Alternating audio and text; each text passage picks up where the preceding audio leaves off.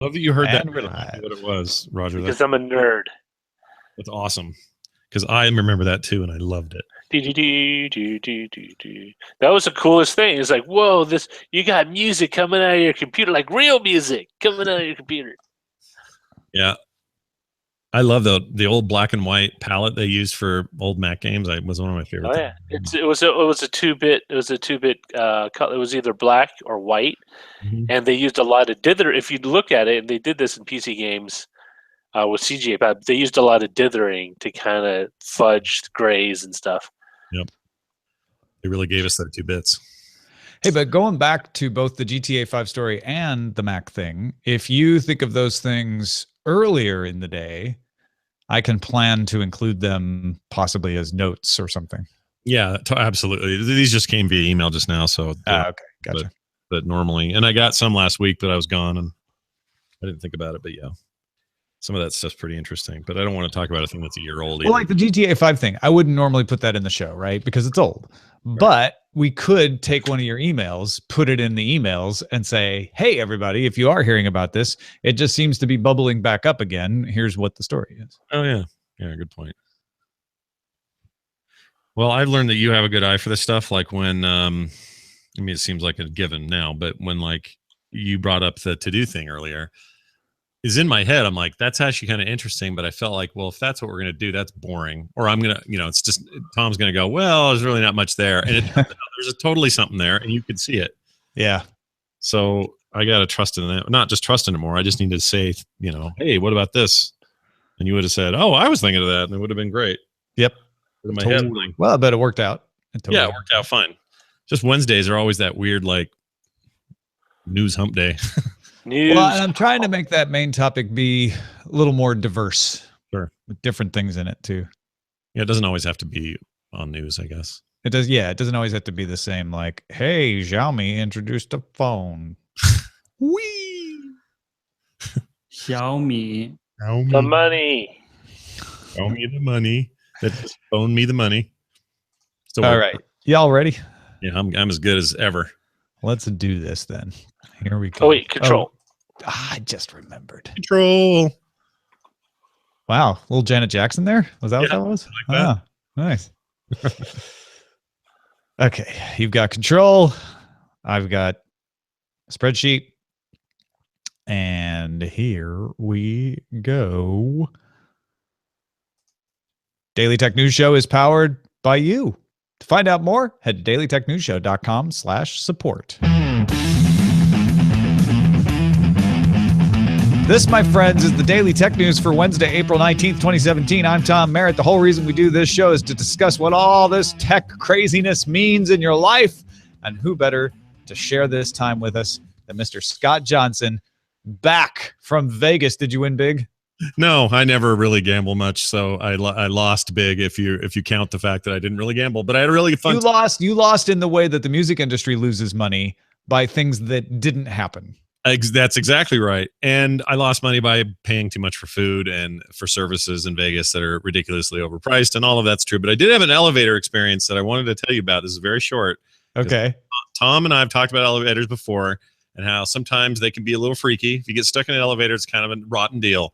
I got to a hotel at about 1 o'clock in the morning, pushed the hotel button, it opened, went in, hit the floor that we were supposed to go to. It shut and then made a horrible sound and then opened again. And then all the other elevators all opened and stayed that way because of an alarm. Had we been in the elevator, we would have been stuck just 2 minutes earlier. We would have been stuck somewhere between like floor 6 and 7. And all I could think about was Tom would hate that. Nightmare scenario. Yeah. It was just Kim and I, so I guess it's better than being in there with 10 people. But anyway, near miss. Yeah. Near miss in Vegas. Good to be back. Very glad that it was a near miss. Very glad I wasn't there. Because even just that happening would have been like, I'm on the stairs. See you guys later. All right. We're going to talk a little bit about Microsoft's replacement for Wunderlist and our own technology that we use for ordering up our to-do list. But let's start with a few other tech things you should know. Xiaomi introduced its latest flagship phone, the Mi 6, with a Snapdragon 835 processor in it. There's only 2 other phones with that. One isn't out yet. That's the Sony. And the Galaxy S8 is the other, which is much more expensive than the Mi 6. Mi 6 has 6 gigabytes of RAM, 5.15-inch display, and various models with various amounts of storage, and there's a ceramic version. In Chinese money, it's going to sell in China. It ranges from $360 US to $435 US. I've said it before, I'll say it again. In 10 years, Xiaomi will be a very common name in every household. I don't know how they're going to do it. I don't know where they're going to do it, but it might be beyond cell phones. I'm just saying. That's my prediction. I'm Nostradamusing this particular brand. Blizzard released a patch yesterday for the original StarCraft for the first time in 8 years, which is insane, and made it free for Windows and Mac OS users. I actually have been following this pretty closely, and I know the plan is probably what I think their plan is anyway, is to get the core code out there in a very patched form, running on modern systems, still the old graphics and all of that. But as we know, later this summer, they're going to be releasing StarCraft Enhanced Edition, which is both StarCraft 1 and Brood War, the expansion. And you'll already have the guts of this thing. You'll just download a chunk more, and boom, you're off to the races with a enhanced version of a beloved classic. My in this culture of outrage, I expect that people will complain that it's been 8 years since the last patch, and complain that they paid for StarCraft and now it's free. Yeah, Terpster said something yesterday, very funny. Our mutual friend, he said, "I'm really bummed out that they're going to release StarCraft for free. I should have waited 19 years." Facebook showed off 2 new 360-degree cameras, the X24, which has 24 cameras, and the X6, which has, wait for it, 6 cameras. They both have 6 degrees of freedom and will be licensed to commercial partners with products to come later this year. We've got lots of top stories. There's still more coming out of F8. Facebook announced that its millimeter wave radio technology, which is used to broadcast internet from its Aquila drones, is now capable of 80 gigabits per second. And in practice, they were able to establish a 16 gigabit per second link between a ground station and a small plane about 5 miles away. Now, there's a gap there, but one is, theoretical maximum, and the other is in practice. Facebook is also developing a tethered drone called TetherTenna that could hook into fiber connections and then fly out and broadcast a wireless connection in emergency situations. So when cell service is down, they just patch in this quadcopter to a fiber line, send it up in the air to start broadcasting your internet. And finally, I'm just going to put all the F8 stuff together. Facebook's Regina Dugan, who heads the Building 8 research group, that's the secret lab where all the secret stuff happens, gave a talk involving brain-computer interfaces. We've talked about those. We talked about the Neural Lace company that Elon Musk bought. Dugan talked about concepts, not products, but described systems being researched that would allow you to type up to 100 words per minute with your thoughts. She promised as well, because this is Facebook, no one has the right to decode your silent thoughts. Better get that in the terms of service there, Dugan. And she also said Facebook hopes to show off a system in a few years. So this isn't something we're seeing right away. Whew, that's a lot of stuff. I always love these conferences these days because I like the weird things. I like the Building 8. I like the weird drone stories. I don't feel like we get any of that from the company that I think established the modern press conference and product release conference, which is Apple. They just come out and talk about their products. And I understand there's a pragmatism to that, and let's just get straight to the phones and the iPads and what stores we open. But I love hearing about the weird stuff on the fringes. They're developing new technologies. They've got, in the case of Google, they're working on, wearable augmented reality or whatever it is of any particular year. And that's the stuff that really drives me in tech these days.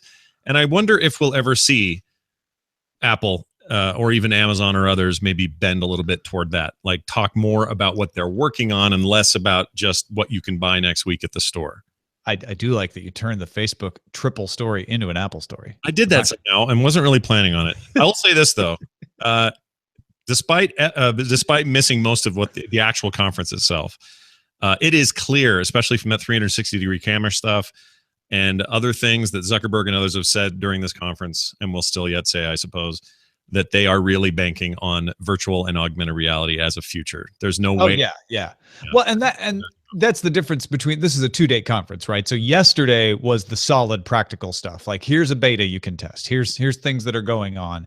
But even then, they were pushing out a little bit ahead, not launching a new Facebook newsfeed item at this conference. They were talking about AR. They're talking about virtual reality. And of course, today, the one big product with the 360-degree cameras, but that's not even a product they are going to make. So it was a more research-oriented day. And I guess the difference between Facebook and Apple is that Facebook has this kind of research-oriented way of doing things that they are making more public. Apple does a lot of research. They do a huge amount of R&D, but they do it in secret and for purposes of making products. Whereas Facebook's doing a lot of things the way Alphabet does, where they're like, we're just doing research and seeing where it goes. Yeah, and to their credit, I guess Tim Cook did take cameras and reporters into their R&D a little bit, a couple of months ago, and they showed some of that stuff. They didn't get real specific about what was going on, but maybe they're cracking that open a little bit. But I really like it. I like the method. I like the methodology of both Facebook and Google when it comes to at least even if they're outrageous and ridiculous, or seemingly that way. Like, drones that are tethered via fiber is weird, but also hugely compelling. And that may never come to fruition. It may end up being just a bright idea that doesn't pan out. But I love being, I guess, at the table while they're talking about it. And it doesn't feel like it's a bunch of industry secrets somebody's going to steal. Anybody could be working on this right now and probably are. Well, yeah, we know other companies are working on it. I just mentioned the Neural Lakes people are working on exactly the same thing as that mind-computer interface. So, yeah, I think what Facebook is trying to do is inspire people to think of them as forward-looking, not just a social network. And what they did last year was showed us what a virtual reality chat room would look like, but didn't launch one. And so you could very easily dismiss it as vaporware. This year, they came out with Spaces. Mm-hmm. They came out with the virtual reality chat room. So here we go. Maybe next year we get a little more detail on the mind-computer interface. And maybe next year that augmented reality platform actually has a product attached to it that Facebook is going to be involved with. It does seem like Facebook does not want to make hardware. Every time they talk about hardware, it's a design that they are optioning out to somebody else. Sure, which makes sense. Sources tell Eurogamer.net that Nintendo plans to release a mini version of the Super Nintendo Entertainment System, the SNES, to launch in time for the holidays this year. Now, this is supposedly, a lot of people are pontificating, that this is the reason the NES Mini has been discontinued. And I know you guys have talked a lot about this, especially with Patrick yesterday. Yeah. I am one of those people who is still upset at Nintendo for not stocking this thing properly, for having such a limited run, and now making them completely out of reach at $500-$600, which is a ridiculous price point on auctions and things. I don't understand it, but I kind of get the idea that if you're going to release a SNES this year, or basically a retro SNES that's got, let's say 30 games on it. Let's assume they follow the same pattern here. That's probably more interesting to them than an NES, essentially an emulator, because the Super NES was really kind of where they hit their stride. So I kind of understand it, but also Nintendo's just weird. They should make both of these. They'd sell like hotcakes for the rest of time. I don't know that they knew it was going to be this popular out of the gate, but I'm a little bugged that they stopped. So whatever. I think they're surprised at how popular it is, but there's also a very Nintendo way of doing things at work here, which is we decided that these are the amount that we would make and sell. And when we are done, we will move on to the Super Nintendo Mini, and we will then make those and sell them. And no amount of selling or not selling will change that behavior. We will march forward, and that will be what we do. And I kind of hope maybe they decide to put the NES Mini back into production after the SNES.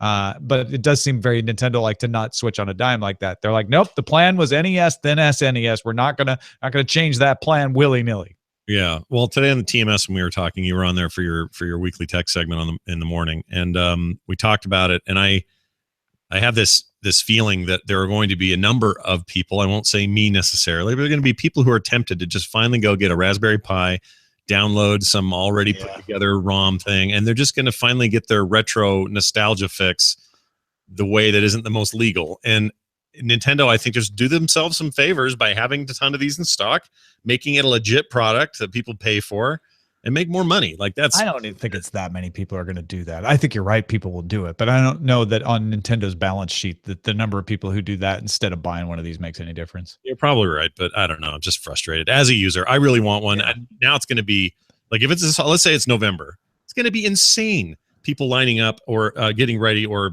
sniping. Wait a minute. Captain Jack 913 just said, then after the SNES, the N64 Mini, right?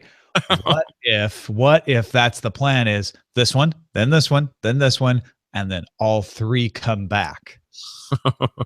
That could be the reason. Like keep that demand wetted till you bring back all three and you sell all three at once. What's weird, though, is they have a device on the market now that actually is also hard to get, but they're making more of them, called the Nintendo Switch. And guess what that thing's capable of? Playing everything you just talked about. But that's not no. The nostalgia is having that little thing that looks like the thing you remember. I get it, but I just think they could. Okay, I got it. Here you go. You sell the Switch and you sell a retro game package of some sort, and it's got N64 on back, or maybe even I could go as recent as if you wanted, on GameCube and everything else. But have this kind of retro pack, and then go make gangbusters money on selling NES controllers, Super NES controllers, little wireless. It's not the same. No, you got to have that little thing. It's like, oh no, that looks like the thing. I don't know. The whole point of it. I mean, I can play Atari games on my iPhone, but there's still the people are like, oh no, I want that Atari emulator joystick thing, right? No, it's true. You're right. I guess that's a big part of it. I don't know. I guess we'll see how hard these are to get in November, December. My guess is they're going to be really hard to get because people now know what the pattern is, and they're going to rush. Oh yeah, definitely. Twitch has added 2 new subscription levels that streamers can offer. Right now, you can do $4.99 a month, but people who subscribe at $10 a month in this new plan will count as 2 subscribers. People who choose to support a channel at $25 a month would count as 6 subscribers, meaning that the channels could offer more emotes because they'll have more subscriber count, even though it's just 1 subscriber. And some of those emotes can be exclusive to those higher level subscribers. New subscriber roles can also be assigned in the Twitch app, and the new plans will be available as an opt-in beta, rolling out to new partner channels on a weekly basis. So if you're not in the Twitch universe, a lot of this may make no sense. Like, what do I get for my extra money? I don't understand. But in the Twitch universe, I think this is going to get a few people anyway to up their support. Yeah, spending more time on Twitch lately, like I have been, and using the channel more, I have learned to at least start to understand the culture there is very different than other mediums, be it podcasting or YouTube or anything else. It's its own ecosystem, and part of that ecosystem is a value system that's just different. Like they value emotes in a way that you might value shout outs on a podcast or achievements in a video game system. Very well said. In fact, it probably taps into that. It's a little bit of a gamification of the service. And at first I was like, oh, okay, this is weird.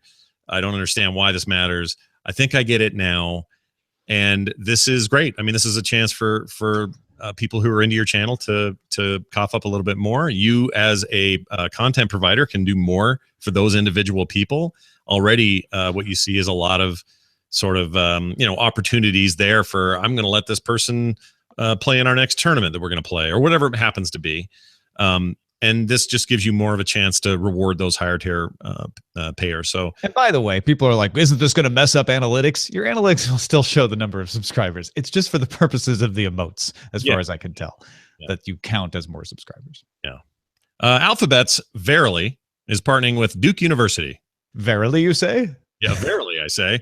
And Stanford to launch Project Baseline. It's at the very bottom. Starting with 4-year study of 10,000 people in order to understand how people go from being healthy to then going to be sick, as well as identify risk factors for disease. I went to lunch today at a place that probably is a good representation of They're this. setting a baseline. That's why the name of the project is. That's exactly right. Participants will wear a smartwatch that gathers data as well as do clinical visits, surveys, and polls. One hope is to discover new tools for disease prevention. So this is that thing where everyone's like, they'll never be able to do it. It's too complicated to collect health information. They've said it about Apple. They've said it about Google when it was Google Health, and now it's an alphabet company called Verily.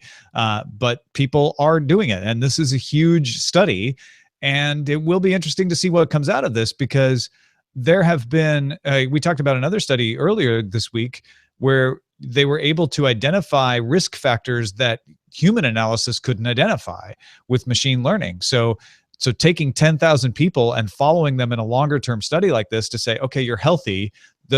Sad to say, but some of you 10,000 people are going to get sick, and we want to study how that happens, what may have led to it, in order to prevent other people from getting sick. This is super important. It's really cool. What I wish would have happened long ago when these health initiatives started, when the phones and the devices and the trackers started coming into play, I wish everybody could have come together on some sort of standards committee and said, this is one of those things we need to agree on, sort of a standardized data set involved. Yeah.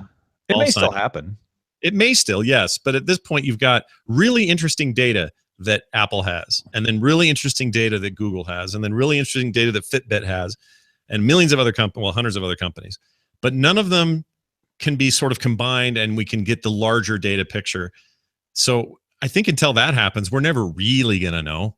Oh, no, we will. No, we absolutely will. They can do clinically and statistically significant studies. That's what we do now. But I think your point is still well taken, which is imagine what else you might be able to find if you could combine these larger data sets. Yeah, to me, it's like there's no value in having 8 different approaches in this particular case. There's no big. Well, I think of it this way, though. Right now, there's hundreds and thousands of different approaches that still yield medically valuable information because we didn't even have smartwatches, right? But I know what you're saying is, man, it could be even more interesting. Yeah, you could. That's all I mean is there was an opportunity there. It's like saying, well, I really like beta, so we're not going to do VHS. I understand format wars. I know this isn't quite that, but I don't want to create a false equivalency, but it just seems like a chance to really hit the ground running on something that affects all of us in a way that's more important, perhaps, than whose format you're using. Baidu wants to hit the ground running with autonomous cars. In fact, they announced Project Apollo, a new open source software and hardware platform to help car manufacturers speed manufacturing of autonomous vehicles. See what I did there? I think Rich Struffolino wrote this for Daily Tech Headlines. Speed the with the cars. Anyway, Baidu plans to open the project to cars operating in restricted environments in July. So that's the kind of thing where you see it in an office park and it only goes from one place to another. It may be autonomous, but it doesn't have an open road that it has to navigate. That happens by July. They're going to expand to urban road conditions by the end of 2017. That's more along the lines of what Uber and Google have been doing, or Waymo now. The company plans to gradually expand self-driving features to allow for autonomous operation on all streets by 2020. And Baidu wants to bring its own self-driving car to market by 2018. So it's an interesting approach where Baidu, Chinese company, has set up a bunch of R&D in Silicon Valley here in the US, researching AI, researching autonomous cars, and trying to get as many people on its platform to be able to learn from them, which is a common theme amongst a lot of these companies, and setting an aggressive timeline to bring autonomous cars to market. Yep. And Xiaomi will be the first car you can buy. I'm telling you, man. No, I don't think so. I disagree with you on that one. I don't think it's going to be a Xiaomi car. It's going to happen. Those guys are going to take it. What'll happen is there'll be a bunch of these cars, and then Xiaomi will come up with a cheaper version. There you go. Good point. And it'll have a fast chip in it when no one expected it to. Right. Hey, folks, if you want to get all the tech headlines in each day, I just alluded to Daily Tech Headlines. You can get it in around 5 minutes. Subscribe to dailytechheadlines.com. So the other thing that happened today, Microsoft's successor to Wunderlist, codenamed Project Cheshire, and officially named Microsoft To Do, because that's how Microsoft names things still. Isn't that cute? Is available for public testing for iPhone, Android phones, Windows 10, Windows 10 Mobile, and the web. Users only need a Microsoft account. You don't have to be an Office 365 or an Office 360 subscriber, I mean. You could try out To Do right now just with your Microsoft account. It'll integrate with Outlook tasks, but not Wunderlist. And Microsoft has given some soft reasons as to why, but it's a little weird that they didn't just take Wunderlist and make it this. Probably because Wunderlist wasn't built on the Office platform. So there you go. Microsoft does have an importer tool, though, so you can transfer your tasks from Wunderlist to Do. Wunderlist will eventually be retired. So if you are a Wunderlist user, you might want to do that if you want to keep using your Wunderlist list. I used Wunderlist for a while, way back, but I stopped using it at one point, and I have my own cobbled together system, which I will describe to you a little bit here. In fact, I intend to describe it in more detail on the weekly Patreon update that I'll put out on Thursday. But Scott, have you used Wunderlist? Are you attracted to To-Do? What's your To-Do regime? So I feel like I've tried every To-Do app, web-based thing, phone-based thing, operating system-based thing that there is, and lots of other sort of weird sub-methods as well. In fact, not long ago, well, actually, it's been a while now, you had turned me on to the idea of notational velocity. and quick text entry and searching. And that led to me finding some other alternatives to that, as well as some stuff that was more cross-platform. And for a long, long time, I used Things by Cultured Software, or Cultured Code, rather. And I loved Things in terms of its adherence to the getting things done method, and it being very good at that, like really focusing on idea and task capturing, processing, and then getting the stuff done with a few little, things thrown in for scheduling and, recurring to-dos and that sort of stuff. And they always did an amazing job, and I always loved it. But what ends up happening with me is I'll get way behind on to-dos, and in my mind, it's because the process isn't as good as it needs to be, and it's not me. It's not me. It's it, right? It's the software problem. That software is putting too many things on my list. So I keep trying new things. I tried Wunderlist for a very long time, and Wunderlist to me was like, oh, this is great. This is a cross-platform version of what I was getting out of Things. And this is around the time they all started including some sort of cloud save, so you could just sync across devices. And there's a very Things uses a very elegant one. But Things is strictly a Mac and iOS platform. I can't use it on my Windows PC or my Windows notebook. And there's no web client for it. So it's very much in the ecosystem of Apple products, which I use a lot of, but I also use other stuff. So I would love on my Chromebook or my Windows laptop or something to be able to hop into that. So Wunderlist was that for me for a while. And then I moved to this notational velocity idea. And I've used that pretty consistently up to this point. But just 2 days ago, I went back to Things. Oh. Partially because somebody queued me in and said, hey, they're working on a version 3. You should see it. It's got some nice new features and everything. And so I started checking that out, and I went, ooh, I kind of missed this, and this. I think I may go play with that again. Fired it up. It was like wearing old shoes. It was comfortable and great. And now I'm back to using that again. But I wonder what that is. Like, there's nothing about this announcement that makes me go, ooh, Microsoft's got what it takes to give me the perfect solution. I don't use Office at all. Yeah. And I can't stand Google's to-do stuff, task list management stuff. I hate it. So they don't have a good solution for what's working with Docs. And I don't really care about the integration with Office.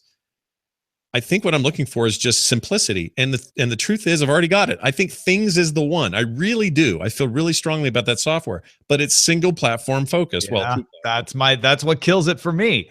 Yeah. Right. I actually like Things. I tried it once, but couldn't use it on my Linux laptop.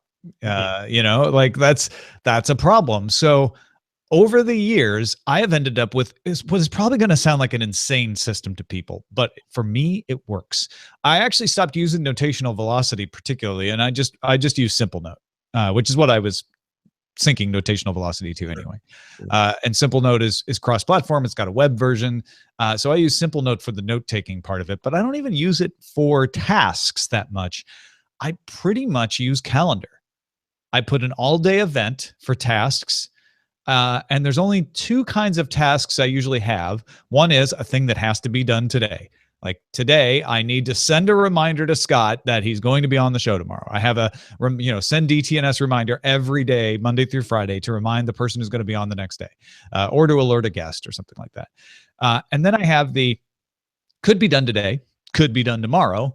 And so those are ones where if I don't get to it in the day, I just move it to the next day. Mm-hmm. And those are all-day events on Google Calendar. The reason it's on Google Calendar is that I can use Google Calendar with iCal. I can use it on my Android phones. I can use it on the web. So it's everywhere I need to be. And then I actually schedule certain things that need to take up time. So if going for a run, for instance, isn't just an all-day reminder task. That's a thing I want to do 4 times a week. But I schedule it at a time so that when I'm going in and scheduling the day and people are asking for meetings or special appearances, I can then move that run around and I don't end up scheduling all the time and I don't have time left for the run. That's interesting. So let me ask you this for completion management, because that turns out to be important for me. And my notational velocity system was tied to my calendar pretty heavily. In other words, like tasks where I knew they were more task oriented, like here's the thing I need to complete, and they weren't so much time sensitive or needed a block of time, I would do those in notational. And then I would jump to calendar when it came to, again, like you're saying, daily reminders or things that I've got to do that day or whatever. And they can either be timed or they can be all day events. When you're done though, what do you do? Just delete them? Yeah. Okay. And I don't know how this has happened. I'm not sure if it's replicable, but every time I delete one, I feel good. Like, yeah, clearing up space on that calendar. Looking good, right? And in fact, sometimes like I'll be in the midst of doing a Spanish lesson, right? And I'll delete it before I'm done. And then I feel let down when I'm done with it because I'm like, oh, I already deleted it. Should have waited. Like I've definitely hacked my brain to see deleting something off that calendar as a big reward. Yeah, I guess I am getting that out of things, and Wunderlist users are probably getting that because you can, check something off and it goes to a completed area. The problem I run into is later somebody says, hey, did you do that time? And I go, oh, I think I did. And it's not a thing I can easily look at something else and say, oh, there's proof that I did it or whatever. Yeah, right. That's true. I don't keep a record in that case. Well, but see, that's maybe where all this comes down and gets interesting. I feel like there is no such thing there's no perfect solution. Like maybe our efforts to find one will never be. It's just mine works for me, but I think that's the biggest problem is everybody works a little differently. So what works for me might give some hints to somebody else for a system that works for them, but I don't think you could just take my system and give it to anyone else and it would work perfectly for them. Yeah, you can't go, well, maybe you could, but if you went and made a book called Tom Merritt's Time Management, done quick or whatever, it's not going to be a fits-all glove type thing. There's no way it's going to be. So my combination of calendar, things, Slack, emails, specifically Google Inbox lets me like snooze an email to the next day. Yeah. That I do 4 things probably works well for me. I keep notes in notational velocity, the things I just have to remember long-term. So I've kind of got just an old file full of tons of notes. That's what I use that for. And it totally works for me. But I'm guessing if I ask the next guy what works for him, he'd say, oh, I just do a reminder on my phone and it beeps at me and then I go do it. Like, and I know Getting Things Done says you should never leave email in as a to-do list. I generally keep my inbox empty, but I will leave some things in there rather than turn them into items on my calendar. For instance, I've got to print up all of our new dog Ray's vaccination docs. I didn't make a task for that. I just left the email from Eileen with all the attachments there in my email, which is, I try not to do that very often though, but that's like a weakness. That's kind of a soft bit. There's also moments like, I don't know, the to-do is actually the answer to the email, but I don't have the answer yet because I need to hear from somebody else. So me snoozing it to the next morning. Yeah.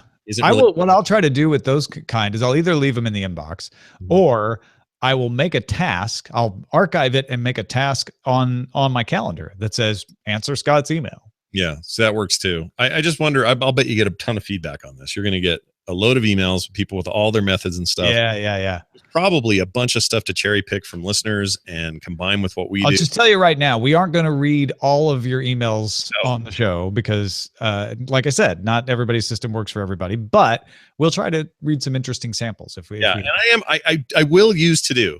Like I want to see what Microsoft's got up their sleeve and I want to see how much I can use it independently from their other projects or their other stuff. If it works well and it's cross-platform and I can get to it anywhere, I mean, maybe they're the ones. Every time one of these comes out, it always pings me in the head and says, all right, what are you doing? And I have to reevaluate. Yeah. And like I said, I will write up more details about the system I use. Like I have a different angle on things for groceries. I use a different app for that. If you are a Patreon subscriber at the $5 a month level, that's 25 cents a show. You will get that in your Patreon inbox. So if you are at that level, make sure that you check or that you're allowing the emails to come so you can get that. Thanks to everybody who participates in our subreddit. You can submit stories and vote on them at dailytechnewsshow.reddit.com. Few messages of the day to get through real quick. Alan Char wrote in and pointed out that the Android open source project is only open source in the sense that its source code is open, which is really all that open source ever means. But Google still closely controls the development and rarely, if ever, takes significant changes from outside. If a company wants to make a significant contribution to the Android open source project, they have to fork it, with little hope that the contribution would roll back into the main project. So AOSP is open source access, not open source development, and we often conflate the two. But most projects that we think of as open source, Mozilla, Apache, and Linux, are open source development, not merely open source access. Oh, interesting. You don't usually get that differentiation, so I really appreciate that, Alan. I never think of it that way. Thank you, Alan. And Marco had some thoughts that he called in about the video games becoming part of the Asian Games, according to the Asian Olympic Committee, and our speculation yesterday that maybe this would end up leading them to become Olympic events. Tom and Patrick, this is Marco from rainy and beautiful Salt Lake City. I wanted to comment on the possibility of video games getting to the Olympics.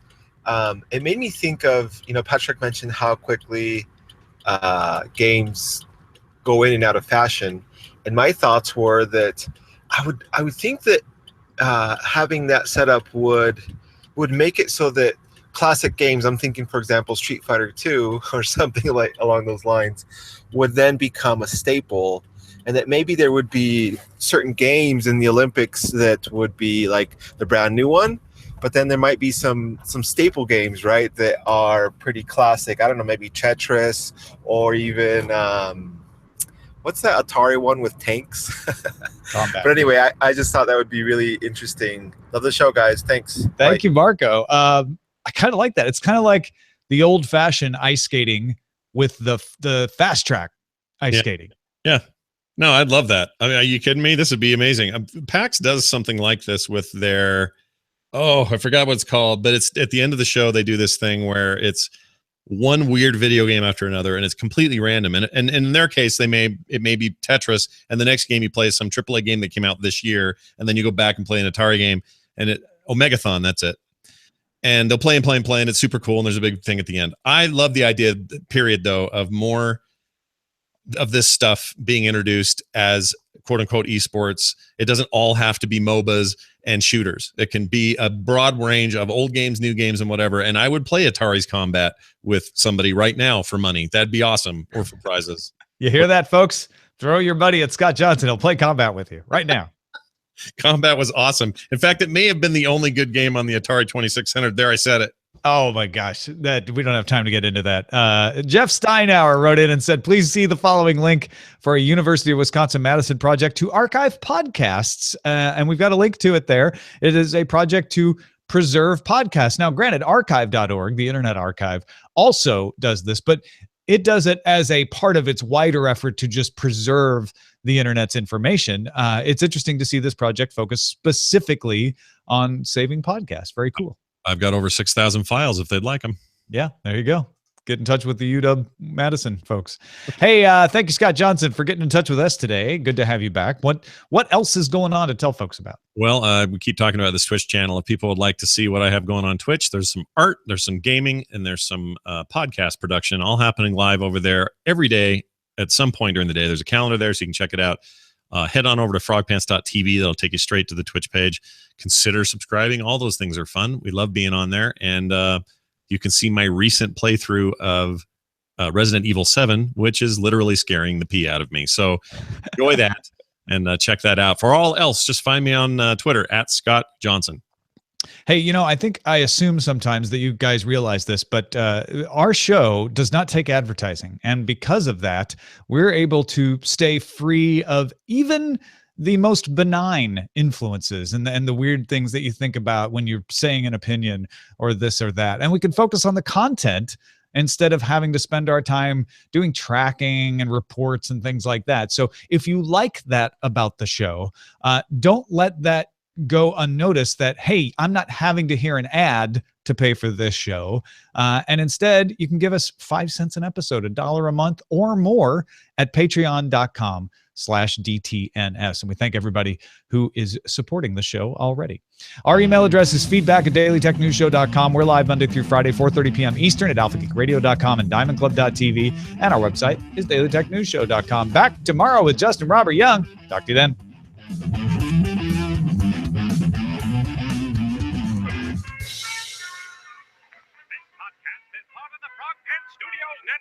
For more information about this and other shows, visit frogpants.com. Audio program so good, it's like you're there.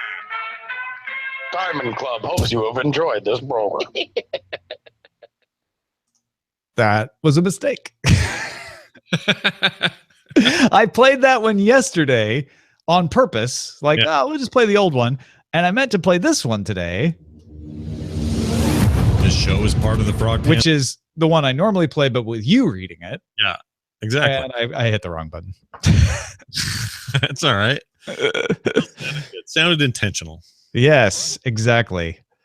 Just trying to keep it real. Yeah, keeping it real. Mixing up stuff. It's important to keep it real. But good show. What should we call it? Yeah, it was really good. What do you got there, Roger? Oh, Roger had to log off. He'll be back in a second here. Weird thing that happens. So title-wise, Mr. Chang. Nintentional Scarcity. Nintentional Scarcity. Not It's a bad. tongue twister. Our elevator didn't go to the top floor. Losing big in Vegas. StarCraft time dilation patch. Facebook facing forward. Nintendo. Twitch ups their subscription tiers. Up yours. You know what I love? I don't know. Does this only happen on Wednesdays where a lot of the title suggestions are just dumb stuff? No, it happens. It happens all other times too. There's F8 of the Curious, but there's a bunch of Fate ones. Yeah, I feel like that's still good, but I feel like we spent our F8 capital yesterday. R2 to do. What? The number, the letter R, the number 2 to do. I don't get it. R2 to do. So it's like R2D2. But R2. Yeah. That's sorry, Shane. We get it now. We're done. We're a little slow. Losing big in Vegas. Should have waited 19 years. Blizzard StarCraft's a new patch. I don't know. I like the intentional scarcity. Much ado about to-dos. Throw your money at Scott Johnson. Only if they're $. Whoa, I don't need more votes for that, guys. It's fine. Throw your money at Scott Johnson. Much ado about to do. I wish there was another to do one, but I'm not seeing one that's jumping. I should have waited 19 years. That's funny too. To do, hit the right button. Much to do about apping. I'm cool with intentional scarcity. That one's I cleverly like that name. phrased. Oh, let's do it. Do it. Do it live. To do it. Do it live-ish. We'll do it live. So, who's going to hire him, do you think? I think he's going to do his own thing, I'll bet you. Oh, he's going to go Glenn Beckett. You think he'll go Glenn Beckett? You think he'll go Glenn Beck? Oh, you mean do like Glenn Beck and do his own? Yes, he will Glenn Beck it. I was using Glenn Beck as a verb. Yeah, I think that's verbing him. I think that's entirely possible. Yeah. Well, so what would he call it? No spin zone? Well, I guess that might be trademarked. Yeah, he'd probably have to call it the O'Reilly factor. Really? The O'Reilly. Maybe he'll just release a series of books on politics. Instead of O'Reilly books, it'll just be O'Reilly books. And then get sued by the O'Reilly Press. That'd be funny. I don't know what. Katie 87 says, or just retire and live off the book money. Well, yeah, he could just stop doing everything if he wanted. No, but he craves that. He needs it. No, he's one of those guys. He has to be out in front of it. He will probably do something with the Blaze. What if he goes back to Inside Edition? That'd be cool.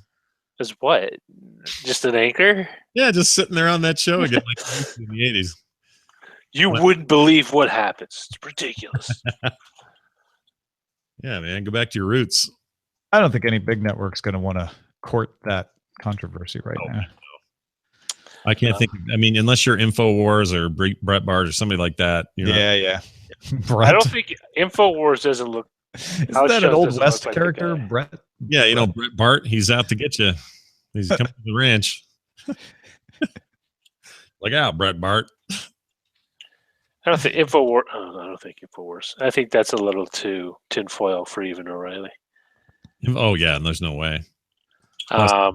With what's his name in court telling people it's all an act anyway. Things are weird. It's an act. Now give me my kids. Yeah. Bret Hart. Yeah, Bret Hart. He's gonna be a wrestler. There you go, pro wrestler. Done. What if he shows up at a Comic-Con in like the little hallway of has-beens where people just sign, glossy photos? That's so mean. The hallway of has-beens. Aw, so sad. I love the autograph alley because you get to see all these people. You're like, oh, I forgot all about that person. Look, it's Ted DiBiase's flunky from 1984 or 85. Well, That's John Delancey, Q from Star Trek, wouldn't sign a photo of him because I was $1 short of $40. Shane says he used to write the promo teases for O'Reilly's Inside Edition. No way. Coming up. This woman lives. Did it include? How? Was he included in his ire when he said, "I'll write it and we'll do it live"? F it? I don't know. Ooh, No say. that's pretty intense. But he was a dude, so that's fine. That's terrible. You know what? Listen, I'm not. Not that Bill O'Reilly doesn't deserve a little heat for that, but if I'm just saying, if you have, you're gonna get out your shovel. Are you gonna start digging yourself into a hole saying, here? if you happen to be female and you're gonna go try to get a job at his new joint, I just be careful, all right? Because apparently he's got. I don't think they need you to mansplain that to. No, they don't. They don't. But I just need you to just remember it. Remember what's happening now. That's all. I want you guys to all be okay. I think they'll be fine. I don't think they'll need that reminder, frankly. Maybe he might make a run for office. Oh, that's interesting. That's intriguing. Yeah. I can totally see him being a mayor of like some retirement community. Well, yeah, and being a settled in and out of court sexual harasser is no longer the wall it used to be. It's no longer the Scarlet Letter. Yeah. Shane wrote UFOs in Houston tonight on hard copy.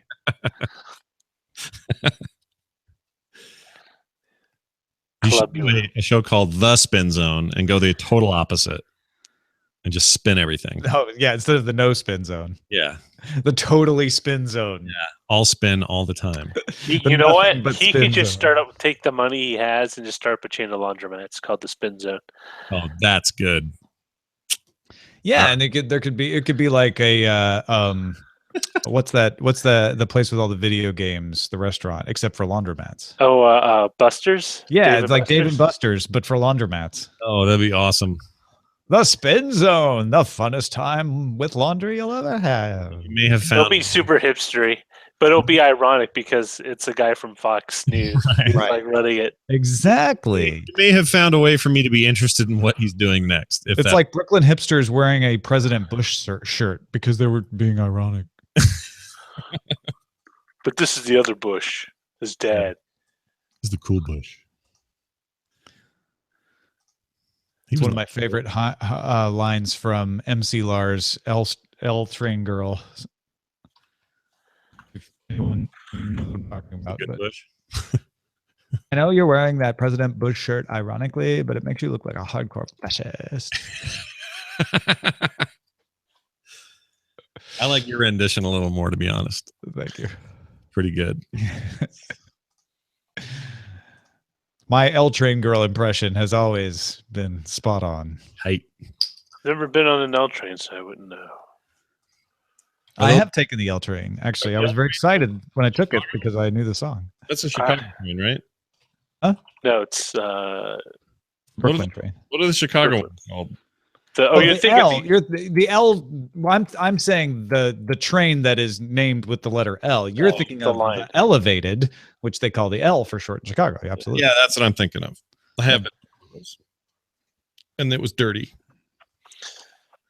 It's because it's exposed to the elements. Yeah, I've been on the L before, and then when Chicago was probably the first time I ever rode a subway. And then when I went to other towns and found out that some of their subways are also above ground, I was like, oh, well, why does Chicago feel like it's so special? Did you get up there all the time because you were in the state, or how did No, I didn't get up there till I went to college, actually. We never drove. My dad did not. He had nothing but disdain for Chicago and the way they dominated Illinois politics, and they think they're everything. And their pizza's ridiculous. Yeah. So I didn't get up there till I was a freshman in college, and then I went up there a lot. Yeah. Ridiculous pizza. It's so deep in the dish. Yeah, we have cracker crust pizza like God intended down here in Southern Illinois. Ooh, that sounds all right.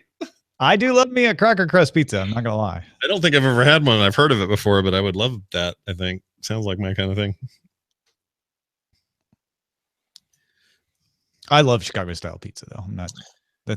They're different. Yeah, you can love different styles of pizza. It's a casserole. I know this is anathema, and I know Shane just gonna like rage quit the chat room when I say this, as will several other New Yorkers. But not that big on New York style pizza.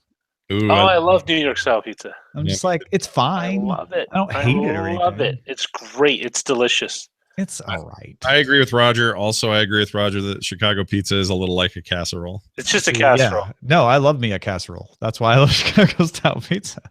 Yeah, I mean, if you said to me, "Do you want casserole?" and said, "Hey, it'll be pizza," I'll say, "Oh, that sounds really good." Like Yeah. I'm on the other end of it. I'm just watching. people I on the mean, show. I like I'm it. It's gone. just I'm not out. Riot. like, until I actually got to New York, I never really had like authentic, quote unquote, New York style pizza. But it's like crazy good, and it's so cheap. It's like It I can is really see, good for the buck, for the dollar. Yeah.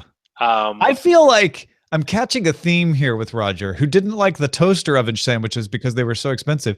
The flavor of food is highly influenced by its cost. yes, you know what? If someone gives you a very mediocre, I don't know, hamburger, but you paid like a nickel or like a 50 cents for it, and there's nothing wrong with it. It's perfectly clean.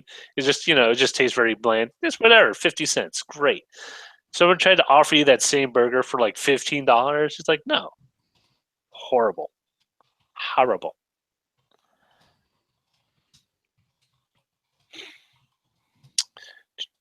It's but no, I do like. I especially like the cornmeal crust with the Chicago style. Yeah, that's pretty good. I'm not a big fan of California pizza. I don't. Well, you know I mean, what there are good defines pizza that? places here, but like there is no California pizza. Like style. Despite I what mean, the California Pizza Kitchen would try to make you believe. yeah, that's the one thing that kind of. So this is the thing that always freaks me out. That every time I used to go to Manhattan, I would always run into a Domino's or a California Pizza Kitchen, or it's like, really? Yeah. It's like in the middle, like uptown of. Because there are Midtown. tourists who would feel comfortable with that. Yeah. They're all over the place here. Tons of them. California style of food is basically Mexican or Asian. There's not a lot of Italian style. Well, I it guess, depends. there's some North Beach stuff, I guess, but It did, that feels like it's very similar to what you would get in the East Coast. I think really it was the fusion that really kind of defined California cuisine. Yeah. Like places like the French Laundry and stuff like that really just spun out new I got methods. really upset that I could not wash my socks at the French Laundry. It's just Bummer. Just kept false offering me advertising. a glass of water. How can they get away with this? Yes, Thrumwald says, "Oh, Ace Detect means a thin, crunchy crust pizza. I was picturing one with a crust made from saltines." You are correct. Yeah, I'm a thin crust guy. But there's different kinds of thin crust. There are. The ones I like are anything that's just not thick. I just don't like big thick. I generally don't like thick crust unless it's Chicago style. Yeah. And in that case, it's the whole pizza is so thick that the thicker crust doesn't bother me. Yeah, I mean, isn't that the Oh. isn't there Louis? Come on. Roger's having connection. Ones that have Detroit style. Detroit style. Which is just like a square pizza. Oh. Okay. It's a square Right pizza. style is? Remember? Detroit. You Let me can see still if I can. That's where Domino's is from. Oh, really? It's from Michigan, anyway. Yeah.